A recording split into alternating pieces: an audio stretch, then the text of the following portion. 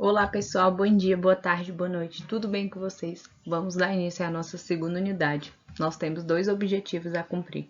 Um deles é formar o plural das palavras em inglês e também identificar o uso de vários tipos de pronome também na língua inglesa.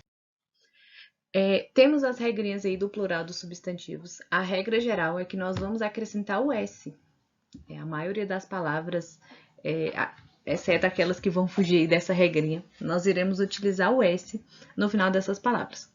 A primeira regrinha, que é mais uma exceção, né? Que são os substantivos terminados em O, CH, SH, SS, X e Z, eles vão formar o plural com o ES no final. Então, por exemplo, hero, heroes, tomato, tomatoes, wish, wishes, box, boxes. A outra regrinha é que palavras estrangeiras ou formas abreviadas, né, em O, vão fazer o plural também em S. Nós temos aí também outra regrinha que fala que os substantivos terminados em Y, precedidos de consoante, eles vão perder o Y e vai ser acrescentado o IES. Os substantivos terminados em F e FE, eles vão perder tanto o F quanto o FE e vão receber o VES. Outra regrinha é que todos os demais substantivos terminados em F ou FE, né, alguns deles serão terminados em S quando a gente tiver que usar o plural. E tem também aquela exceção, bem exceção mesmo, da regra, em que alguns substantivos podem passar por mudanças de vários tipos. Então, child, né, pode virar children, ox, oxens, foot, feet. Então, algumas aí vão sofrer bastante mudança na estrutura dela. A regrinha para ser utilizada em substantivos compostos é que nós iremos colocar o plural, levar o plural às primeiras palavras, ou mesmo a primeira palavra desse substantivo composto. Os substantivos que são de origem estrangeira, seja ela de grego ou latim, eles vão manter os plurais originais. Então, a gente não vai mudar em nenhuma dessas estruturas. E também tem aquela tendência em pluralizar palavras de origem estrangeira com o plural em inglês. Então, algumas palavras podem não ter mudanças em sua estrutura, mas outras podem ter. Por isso que é importante que a gente sempre leia, que a gente revise todas essas palavrinhas, todas essas regras, para que a gente consiga assimilá-las, tá?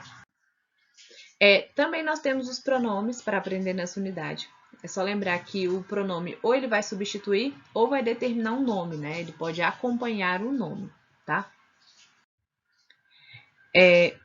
Os pronomes são sempre expressos, né? Exceto em frases imperativas. Por exemplo, o I é sempre escrito com letra maiúscula e o pronome it, ele é neutro, né? Então, ele vai ser usado para coisas ou animais, quando não há afetividade, e para expressar também tempo e medida. Nós temos os pronomes possessivos, que aí nós iremos usá-los para falar de algo que nos pertence. Então, mine, yours, his, her, ours, theirs, tá?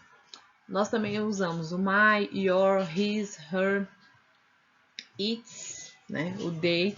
E também nós vamos ter os pronomes reflexivos, que são aqueles que vão ser o myself, yourself, himself, herself, itself, yourselves, themselves, ourselves. Nós temos também os pronomes interrogativos, que serão aqueles que vão ser utilizados para construir perguntas, fazer perguntas, né, questionamentos. What, que pode se referir a um número ilimitado de elementos. Which, ele é seletivo e ele vai se referir a um número limitado de elementos. E quando a pergunta ela é feita sobre o sujeito da oração, a gente não vai usar o verbo auxiliar. A gente vai usar o who para pessoas e o what para coisas. Então, é só vocês lembrarem aí dessa regrinha, né? Dessa mudança. Se for para pessoa, nós vamos usar o who. E se for para coisas, né? Objetos, nós vamos usar o what. O whom, ele é usado para se referir ao objeto direto ou indireto em uma oração, tá? O why, ele é para fazer perguntas. Na língua portuguesa, nós vamos ter 4 tipos de porquês. Aqui na língua inglesa, nós só teremos 2. O why, que é para fazer perguntas, e because, para responder. whose, né, que significa de quem. Ele tem uma estrutura diferente do português. Ele sempre vai ser seguido de um substantivo em inglês, tá? Outra coisa, gente, é que no inglês informal, as preposições, normalmente elas vêm lá no final da frase, tá bom? Em perguntas interrogativas. Nós temos outro pronome interrogativo, que é o how. How pode significar quanto, né? Com que frequência. Por exemplo, how many, how much, né? Quanto, quantos. How often, com que frequência. Então, depende muito do contexto, para que a gente saiba o significado desse how. Temos também os pronomes demonstrativos. O this e o this é para coisas perto. E o that e o those é para coisas longe. Tá? O this e o these, eles vão se referir a coisas, pessoas, animais que está próximo de quem fala. O this é para o singular e o these para o plural. E o that e o those se refere a coisas que estão distante de quem fala. E o that é para singular e o those para plural. De uma maneira mais exemplificada, né, nós vamos ter esses possessive pronouns, que são os pronomes possessivos. Eles sempre vão vir antes de substantivo a que se referem. Eles são invariáveis e eles sempre vão concordar com o possuidor e não com a coisa possuída. Ou seja, eles sempre vão concordar com a pessoa a qual pertence àquela coisa que a gente está falando em uma frase, beleza?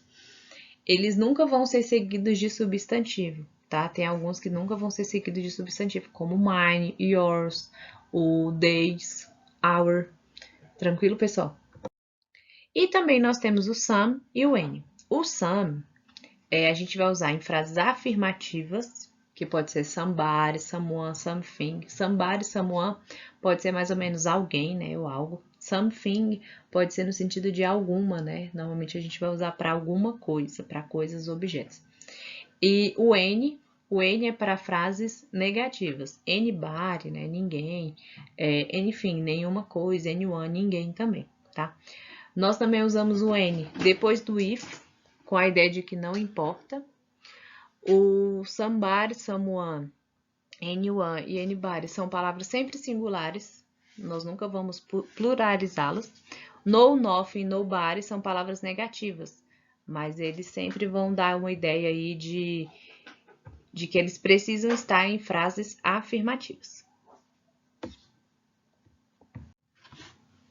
Gente, então eu espero vocês na próxima unidade, na nossa unidade 3. Bons estudos, não esqueçam de revisar tanto a apostila quanto a nossa videoaula e também que vocês busquem outras formas para aprender. Até mais!